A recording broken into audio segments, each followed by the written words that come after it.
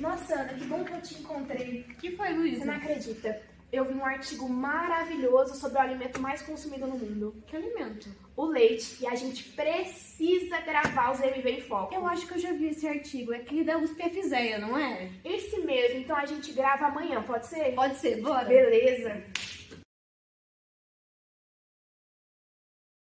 Então eu venho te questionar. Você sabia que existem dois tipos de leite? O A1 e o A2? Como assim dois tipos de leite? Então, a diferença do leite é apenas uma proteína, a beta-caseína. Tem a beta-caseína do A1 e do A2. É como se fosse uma fila, entendeu? E nessa sequência de nucleotídeos para mudar o aminoácido, muda o aminoácido, um deles mudou de lugar.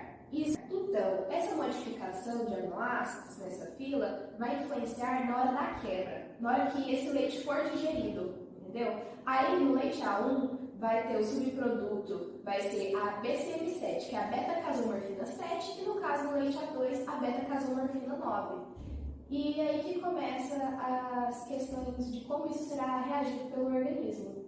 Nossa, cada nome difícil. Essas reações que você fala do organismo tem a ver com intolerância, alergia, essas coisas?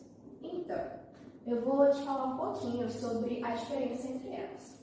A questão da intolerância à lactose seria a dificuldade do organismo em digerir a lactose, o açúcar do leite. Aí a questão de você ser sensível, ter sensibilidade alimentar, é porque o seu intestino reage ao leite de uma forma diversa. A um subproduto, por exemplo, a beta-casomorfina 7, entendeu? E quando você tem alergia ao leite, é porque o seu sistema imunológico reagiu como se fosse um corpo estranho, assim como ele reage a um patógeno quando você pega uma gripe, entendeu? Como se fosse uma reação a algo que é estranho ao corpo. Então, quando você é sensível, você não é considerado nem intolerante nem alérgico ao leite, você fica ali no meio, entendeu? Eu acho que eu sou isso aí. Sério? Então vamos falar mais um pouquinho sobre isso. Sabia que a solução provavelmente já foi dita aqui? Foi? Como assim? O leite A2. O leite A2 mudou uma proteína, muda tudo? Como foi dito, o leite A2 não gera BCM7 de maneira significativa durante a digestão. E o organismo de quem é sensível normalmente reage a BCM7. No caso do A2, gera BCM9. Entendeu? Assim, Luísa, você disse que mudou o do 7 para o 9, a alergia já não vai mais funcionar? Não, isso vai de organismo para organismo. No caso dos organismos que têm sensibilidade a BCM7, pode sim ocorrer uma melhora na digestibilidade. Essa pessoa não pode não sofrer esses desconfortos, entendeu? Entendi. Mas, assim, qualquer vaca consegue produzir esse leite A2A2 ou tem alguma coisa especial nas que são A2A2? Então, não é qualquer vaca. Ela tem que ter os genes certos. Então, a vaca pode ter os genes A1 e produzir leite A1, ou pode ser heterozigoto e produzir o leite A1A2, porque ser uma vaca A1A2, mas esse leite será comercializado com A1, e ela pode ter o genótipo A2A2 e produzir assim o leite A2A2. Então, se uma pessoa com sensibilidade consumir um leite A1A2, ela ainda vai ter essa reação adversa. Sim. E se ela consumir o A2A2, pode ser que ela não tenha essa reação adversa. Exatamente. Você disse pra gente que tem leite A1A1 porque tem vacas homozigotas A1A1. Tem leite A1A2 por causa do heterozigoto A1A2 e vacas A2A2 por causa do homozigoto de novo. Mas como é que eu vou saber se uma vaca é A1A1, A2A2? Então, terá que ser traçado o perfil genético dessas vacas, feito a genotipagem, para saber qual beta-caseína elas produzem. Hoje no Brasil, os testes vão de R$ 35 a R$ 60 feitos por laboratórios. Ou você também pode fazer um teste rápido na sua própria fazenda, o que é bem mais rápido você saber ali na hora qual beta-caseína está sendo produzida para aquela vaca e aí poder afirmar se ela é A1A1, A1A2, A2A2, entendeu? E esses testes vão em média R$ 40, eles são feitos a partir do leite. E assim, em questão genética, além desses testes que eu posso fazer, tem alguma raça de vaca? Eu sei que tem muitas raças de vacas leiteiras por aí. Tem alguma que tem mais predisposição para ser uma A1, uma 2A2? Então, segundo estudos, raças zebuínas têm mais predisposição a ser A2A2 do que as taurinas. Então, por exemplo, Mangir, entendeu?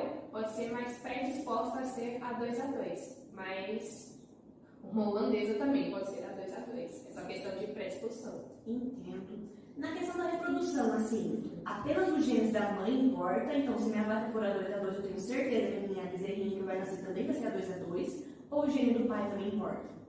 Não, vamos lembrar um pouquinho da genética básica. Então, pessoal, quando o pai se reproduz com a mãe, ele também doa seu genótipo. Então, vamos lembrar como se a mãe fosse XX, o pai XY. Então, ele pode doar tanto X quanto Y, assim nasce ou macho ou uma fêmea, correto? Então, se seu boi é A1, A2, vai ser questão de pedir sorte. Se ele vai dar o gene A1 ou o gene A2. Então, se você tiver uma vaca 2A2 e o seu boi A1, A2, você pode não necessariamente ter um filhote 2A2. Por isso é muito importante o sêmen estar genotipado ou esse boi, você ter certeza que ele é A2A2, ter feito uma genotipagem nele. Porque quando é sêmen comprado, fica assim específico. Se ele é A1, A2A2 ou A1A2. Entendeu? Entendi. Muito legal. Qualquer animal tem leite A2A2, só a vaca tem leite A2A2. Como é que funciona isso na natureza?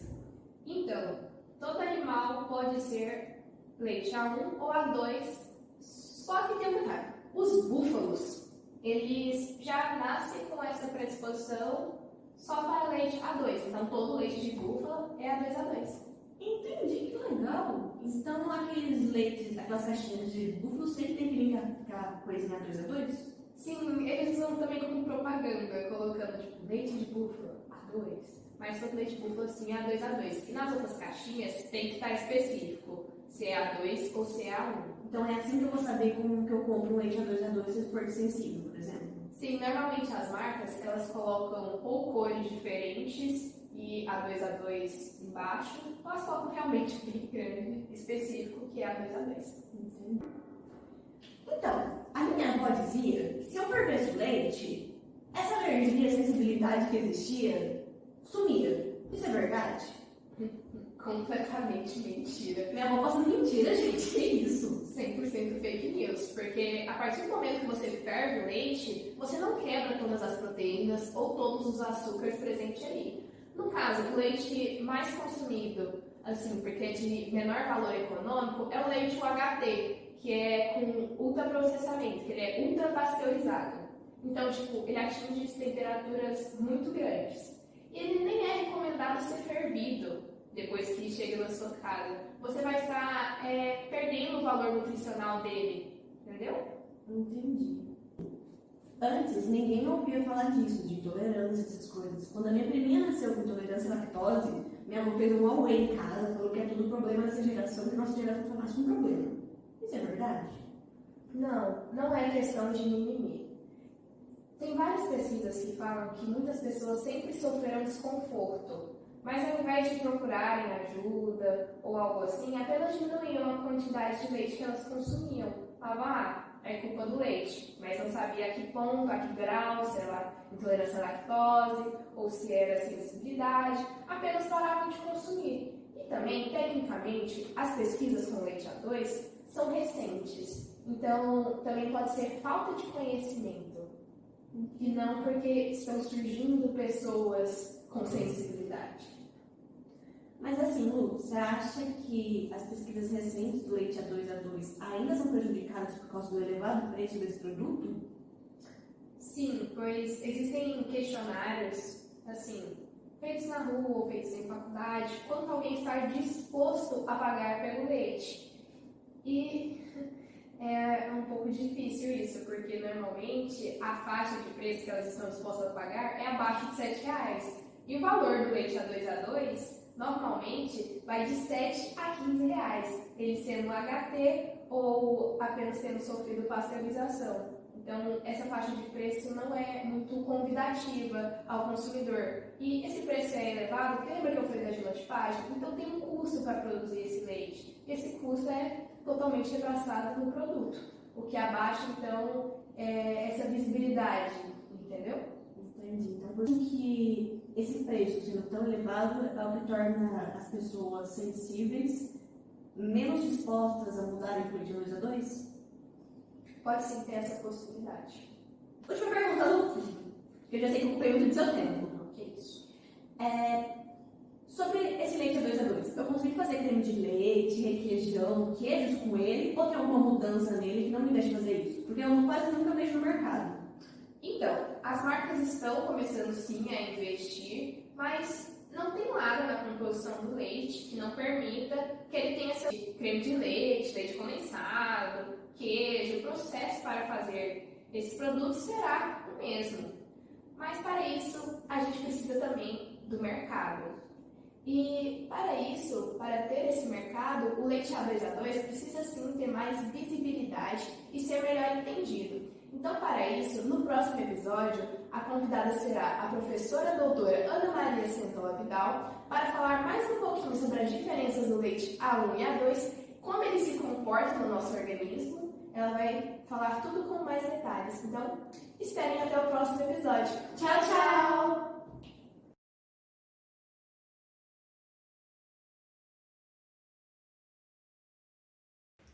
Olá, eu sou Luísa Bonifácio, graduanda de Medicina Veterinária da FZEA USP, e hoje no ZMV em Foco temos a professora doutora Ana Maria Centola Vidal e a doutoranda Marta Vasconcelos, que é orientada da professora Ana Maria. Então, professora, a primeira pergunta vai para você. Como surgiu a ideia de trabalhar com leite A1 e A2? Qual foi a dúvida? Como surgiu essa ideia? Bom dia a todos, é um prazer estar aqui, obrigada pelo convite e é sempre muito bom poder falar um pouquinho mais sobre o assunto que a gente trabalha. Eu trabalho com leite há 25 anos, ou 30, né? Porque desde o primeiro ano de faculdade eu trabalho com leite. Então, sempre trabalhei com qualidade. De repente veio a necessidade de trabalhar com algo a mais, e aí sim relacionar essa qualidade com a saúde. E hoje, no Brasil, o leite A2 ganhou uma visibilidade muito grande que não tinha no passado. Então, ninguém sabia o que era leite A2. E a primeira iniciativa do leite A2 no Brasil foi numa fazenda muito próxima da gente, na Lete. E por ter amizade com o pessoal de lá, começaram a falar, nós vamos trabalhar com leite A2. Aí eu comecei a pesquisar. E aí eu vi que no mundo já se trabalhava com leite A2. E o Brasil estava para trás, né? E aí, com relação a isso, veio essa dúvida. Então, vamos trabalhar com o leite A2, né? Tem as vacas aqui muito próximas, tem essa oportunidade muito grande. E aí, nós começamos a trabalhar com a parte de genética, a parte de proteômica, né? Aí, depois veio, e os derivados? Onde estão os derivados no leite A2? Então, começamos a trabalhar com derivados. Aí começamos a trabalhar com modelo experimental de aplicabilidade humana, que trabalhamos com suínos, e veio o trabalho da Marta, que ela vai falar logo em seguida, trabalhando com um grupo de autistas. Então, hoje o meu grupo inteiro de pesquisa trabalha com leite A2. Então, é um assunto muito interessante que está ganhando visibilidade no país, tanto que hoje nós, além de termos os produtos tipo A, né, pasteurizados, seus derivados, também tem o leite UHT, e aí sim o leite A2 ganha uma visibilidade maior. E graças a Deus no país hoje também tem o lançamento do leite em pó, né, A2, que também está ganhando uma visibilidade muito grande. Nossa, que interessante. A senhora poderia contar um pouco mais para a gente das diferenças do A1 para o A2 em questão de digestibilidade? Sim. O leite A2, com relação à sua digestibilidade, ele produz, durante a digestão da proteína no intestino, ele libera muito menos uma substância que chama beta-casomorfina 7, que é um peptídeo com características opioides. Então, ela libera até 5 vezes, o leite A2 libera até 5 vezes menos do que o leite A1 desse peptídeo. E esse peptídeo, no organismo de pessoas que são sensíveis a ele, isso é muito importante que as pessoas entendam, né? O leite A2 não é um leite para todos, é um leite para pessoas que têm sensibilidade à beta-casomorfina 7. Assim como tem o leite zero lactose, né? O leite com baixo teor de gordura. Então, são leites que são produzidos por uma pequena faixa da população, para atender essas pessoas que têm necessidade, né? Então, quanto à digestibilidade, essa beta-casomorfina 7, ela pode cair na corrente circulatória e se ligar a diversos receptores de opioide no organismo e causar o efeito que o opioide causa. Mas com relação à digestibilidade no intestino, essa beta-casomorfina 7, ela pode agir ali no intestino, fazendo com que o trânsito intestinal fique mais lento. Então, se o trânsito fica mais lento, o alimento fica mais tempo ali, e aí pode começar a produção de gases para ter distensão da alça, onde dá um desconforto, né? Aumenta a produção de muco, então gera constipação. Então, gera um quadro muito semelhante à intolerância à lactose. Por isso, tem muitas pessoas que acham que têm intolerância à lactose, mas na verdade elas podem ter uma sensibilidade à beta-casomorfina 7. Então, quando a gente tem qualquer problema digestivo com o alimento, o certo é procurar um profissional da área, né, fazer todos os testes para saber o que você tem. E na maioria das vezes a população não faz isso, né? As pessoas deixam de consumir o alimento que faz mal, sem saber se realmente é ele, né? Então, eu indico sempre que a pessoa que tem esses sintomas ao tomar ou ingerir leite, procure um profissional ou que teste o consumo do leite A2. Quem sabe você só tem uma intolerância uma sensibilidade à beta-casomorfina 7. E não tem intolerância. E não tem intolerância à lactose. E a questão de certificação desse leite, ele é diferente? Essa pergunta é muito interessante, né? O leite A2, para ele ser colocado no mercado, tanto a propriedade rural quanto o laticínio tem que ser certificado. Então, hoje no Brasil nós temos uma única certificadora para o leite A2, né? E aí você vai sim ter que fazer toda a genotipagem do seu rebanho, fazer toda a separação do leite, se você tiver animais que têm um genótipo diferente, então você tem que separar o leite desses animais, garantir que não vai ter mistura em momento nenhum desse leite, então você vai ser auditado por uma terceira parte, né? E aí você vai ganhar o selo de produtor de leite A2. E o laticínio, da mesma forma, se ele industrializar outros produtos além do A2, ele também tem que garantir que vai ter a separação, que em momento nenhum vai ter a contaminação cruzada entre outros leites, para ele poder colocar no rótulo do produto que ele é leite A2. E aí ele coloca o rótulo, o selo da certificação. Nossa. E a questão dos seus derivados, continua com essa diferença entre o A1 e o A2 na questão da beta-casomorfina, na questão da digestibilidade, mesmo se sofrer fermentação, assim como os iogurtes, como que funciona? Hoje, Luísa, a gente tem diversos artigos científicos com informações totalmente divergentes. Então, tem artigos que falam que durante a fermentação você libera a BCN7 e ela é degradada. E tem outros que falam que você libera e ela continua ali no produto fermentado. Assim como para queijo, alguns autores falam que ela sai no soro, outros que ela fica no queijo. Então, nós temos, na comunidade científica, não existe um consenso sobre esse produto tem BCN7 ou não tem BCN7. Nós temos trabalhado com isso no laboratório. Hoje, no Brasil, a maior dificuldade que nós temos com relação ao leite 2 é conseguir detectar a BCN7, né, no produto, e aí sim a gente precisa trabalhar, que é o que nós temos trabalhado hoje, durante todo o período de fermentação, durante todo o prazo de validade do produto, a gente tem tentado detectar a presença dela, então para saber, ela é formada, depois ela é degradada, ela vai estar no produto final ou ela não vai estar no produto final, porque no leite A2 a gente sabe que ela não vai estar, só que no leite A1, então existe, até quando ela vai estar formada, né, ou não. Então, hoje não existe consenso na literatura sobre a presença ou a ausência da BCN7 nos derivados, né, e por isso exige-se muito mais pesquisa relacionada a isso. As pesquisas são tecnicamente novas, então ainda vai um longo caminho. Sim. Nossa, muito interessante, foi esclarecedor. Agora eu gostaria de perguntar para a Marta, como que foi a campo a sua experiência, a sua experimentação com leite A2A2, biofortificado ou não, com crianças do espectro autista? Conta um pouquinho pra gente. Claro. Olá a todos, um prazer também estar aqui com vocês. Uma iniciativa muito legal, parabéns. Sobre a minha experiência, né, com leite A2 e com as crianças autistas, ela veio justamente com essa ideia que a professora falou, da gente entender a funcionalidade do leite A2, para quem ele é produzido, para quem ele é direcionado. Não que as outras pessoas não possam consumir. Claro, eu consumo leite A2 e eu também me identifiquei dentro desses grupos que têm essa sensibilidade.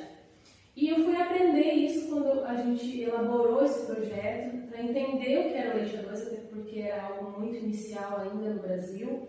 E quando a gente começou a estudar, entender sobre o leite A2, os benefícios dele, a gente também observou uma característica em comum das crianças autistas, que eles têm um alto índice de desconforto gastrointestinal e que está relacionado em partes à alimentação e também nessa fase, né, da criança de crescimento e desenvolvimento. A gente sabe que o leite é um alimento importante na nutrição, principalmente nessa fase, e que eles têm essa questão, né, o autista tem essa questão com desconforto gastrointestinal. E aí a gente viu uma possibilidade de agregar a esse grupo essa inclusão do leite A2 à dieta deles, na tentativa de reduzir esses desconfortos gastrointestinais. Então, a princípio, o nosso objetivo principal do nosso projeto é trazer esse alimento para a dieta das crianças, para o dia a dia delas, para que elas não tenham, ou que elas não tenham que reduzir o consumo de um alimento importante na dieta, e que eles consigam se beneficiar dessa fácil digestibilidade do leite A2. Então, nós conversamos com vários pais da cidade, nós tivemos o apoio também da PAI Pirassununga para contactar e encontrar esses pais. A gente fez até campanhas em rádio para conversar, para chegar mais próximo da comunidade, que é também um objetivo da nossa universidade, que é trazer o projeto e levar para a nossa comunidade, não ficar só fechado para a gente, ter um acesso a eles e trazer um benefício em comum para todos, né, que é essa saúde única que todos nós falamos. Então, nós contactamos esses pais na nossa cidade, encontramos vários pais interessados, fizemos várias reuniões, explicamos para eles, né, sobre o que era o leite A2, se eles tinham interesse em incluir o filho deles nesse projeto, se eles estavam de acordo. E aí nós, depois de várias conversas, de entender, nós temos outras pessoas também que nos auxiliam nesse projeto, como nutricionista, é uma equipe multidisciplinar. Então, nós conversamos, eles gostaram do projeto, da ideia e toparam entrar com a gente para ver essa capacidade do leite A2 em reduzir esses desconfortos gastrointestinais. Exatamente agora, nós já estamos na fase final do projeto, então nós já executamos, né, a parte experimental, que é incluir o leite na dieta das crianças, então isso nós já fizemos, e agora nós estamos avaliando esses resultados.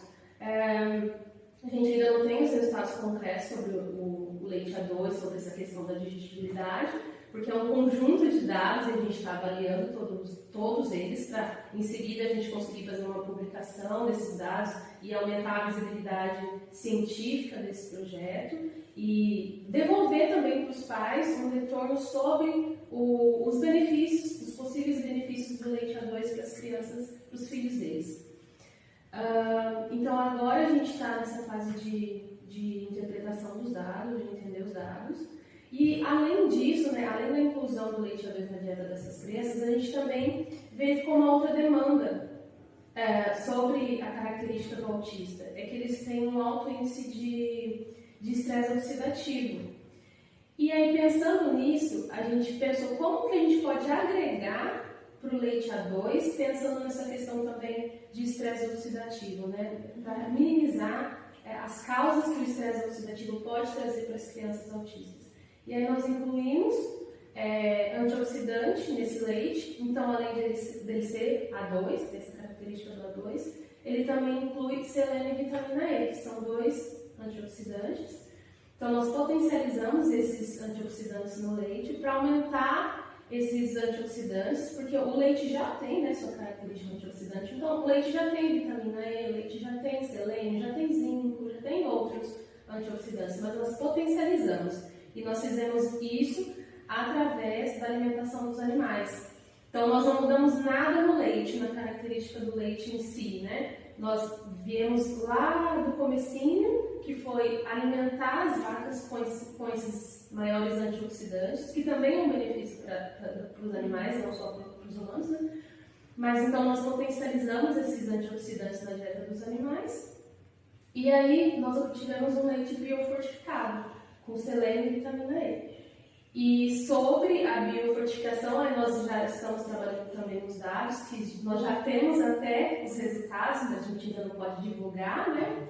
Primeiro a gente precisa ter um respaldo científico, né? Mas posso dizer que são positivos, acho que isso posso, são positivos, e acredito que logo mais a gente vai ter os resultados divulgados na comunidade científica e também na nossa comunidade.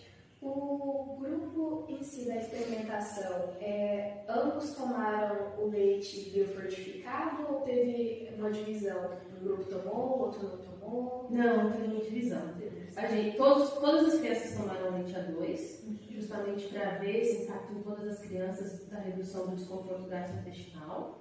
Mas sobre a biofortificação, aí a gente separou. Aí tem um grupo que tomou leite só A2 e tem um grupo que tomou leite A2 biofortificado. Aí a gente vai ver a diferença entre os grupos. Ai, nossa. Então, gente, eu gostaria de agradecer, então, a participação das duas. Foi muito enriquecedor. Obrigada por participar do podcast, por topar estar aqui hoje. E eu, particularmente, adorei. Fiquei sanando todas as minhas dúvidas e minhas curiosidades com eles a campo. E é isso. Muito obrigada por hoje. E tchau, tchau, gente.